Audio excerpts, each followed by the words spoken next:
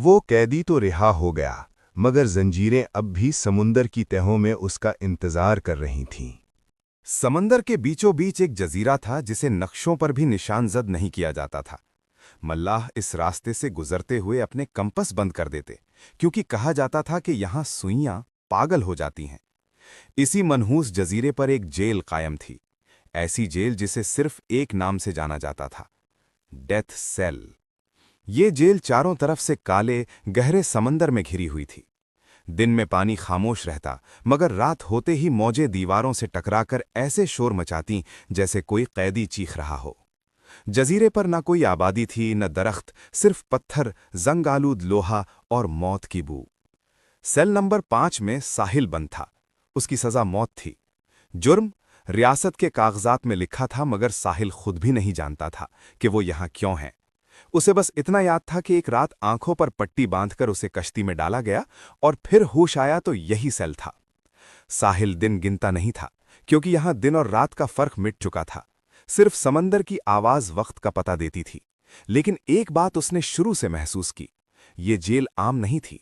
दीवारें रात को सांस लेती थीं और फर्श कभी कभी हल्का सा धड़कता था, जैसे जजीरा जिंदा हो। एक रात जब तूफान आया, पूरी जेल कांपने लगी। पहरेदारों के कदमों की आवाज दब गई और साहिल ने सुना कि उसके सेल की पिछली दीवार से हल्की सी खड़खड़ाहट आ रही है। पहले उसे लगा वहम है, मगर फिर दीवार पर नमी की लकीर बनी और आहिस्ता आहिस्ता वो लकीर एक लफ्ज में बदल गई, आज। साहिल का दिल जोर से धड़का। उसने दीवार को हाथ लगाया तो पत्थर ठंडा नहीं था, बल्कि गर्म था, जैसे जिंदा जिल्द। उसने जोर लगाया और हैरत अंगेज तौर पर एक पत्थर हिल गया। उसके पीछे एक तंग सुरंग थी, जिससे नमकीन हवा आ रही थी। साहिल ने ज्यादा सोचा नहीं, या तो मौत या आजादी। वो सुरंग में रेंगता गया। सुरंग अंधेरी, गीली और तंग थी। कई जगहों पर हाथ लगते तो ऐसा महसूस होता जैसे कोई और भी उसके साथ रेंग रहा हो, मगर उसने पीछे मुड़कर नहीं देखा। वो जानता था इस जेल में पीछे देखने वाला कभी आगे नहीं बढ़ता। कई मिनटों बाद वो सुरंग के आखिरी सिरे पर पहुंचा। वहां एक लोहे का दरवाजा था, जंजीरों में जकड़ा हुआ। जैसे ही उसने जंजीर को हाथ लगाया, वो खुद ब खुद खुल गई। दरवाजा चरचराते हुए खुला और साहिल पहली बार खुले आसमान के नीचे आया। सामने समंदर था, बेहद वसीह, खौफनाक और अंधेरा। जजीरे के किनारे एक पुरानी कश्ती बंधी हुई थी, शायद किसी कैदी की या किसी पहरेदार की, या किसी की जो कभी वापस न आया हो। साहिल ने कश्ती को धकेला और समंदर में उतर गया। जैसे ही कश्ती ने पानी को छेड़ा, समंदर बदल गया।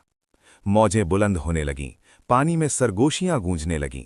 वापस आओ, कोई नहीं बचता। साहिल ने कान बंद कर लिए और चप्पू चलाने लगा। अचानक पानी के अंदर से हाथ निकले, सफेद, सूजे हुए, जंजीरों में जकड़े। वो कैदी थे, जिनकी आंखें खाली थीं। वो कश्ती को पकड़ने लगे। साहिल ने पूरी ताकत से चप्पू मारा। एक हाथ उसकी टांग को पकड़ गया। वो चीखा, मगर फिर उसने वो किया जो किसी ने इस जजीरे पर कभी नहीं किया था। उसने खुद को जख्मी कर लिया। अपनी जेब में छुपा जंग आलूद ब्लेड निकाला और वो हाथ काट दिया। पानी सुर्ख हो गया, हाथ पीछे हट गए। समंदर एक लम्हे को खामोश हुआ, जैसे हैरान हो। तूफान बढ़ता गया, मगर कश्ती अब सीधी चल रही थी। कई घंटों के बाद जब साहिल की सांसें खत्म होने लगीं, उसने दूर रोशनी देखी। एक साहिल, असली जमीन। सूरज निकल चुका था जब वो बेहोश होकर रेत पर गिरा। जब होश आया तो वो एक माहीगीर के घर में था। लोगों ने बताया कि वो 3 दिन समंदर में बहता रहा। मगर सबसे अजीब बात ये थी कि जब कोस्ट गार्ड ने इस जजीरे के बारे में पूछा तो कोई ऐसा जजीरा मौजूद ही नहीं था। नक्शों में नहीं, रिकॉर्ड में नहीं, कहानियों में हाँ, मगर हकीकत में नहीं। साहिल बच चुका था, मगर कहानी यहां खत्म नहीं होती। कई हफ्तों बाद एक रात साहिल ने समंदर की आवाज सुनी, हालांकि वो अब खुश्की से बहुत दूर था। उसने खिड़की से बाहर देखा तो उसकी कलाई पर एक मध्यम से निशान उभर आया, सेल नंबर 5। वो समझ गया, वो वाहिद कैदी था जो डेथ सेल से भागने में कामयाब हुआ था, मगर जजीरा उसे भूल नहीं पाया था और समंदर अब भी उसे ढूंढ रहा था।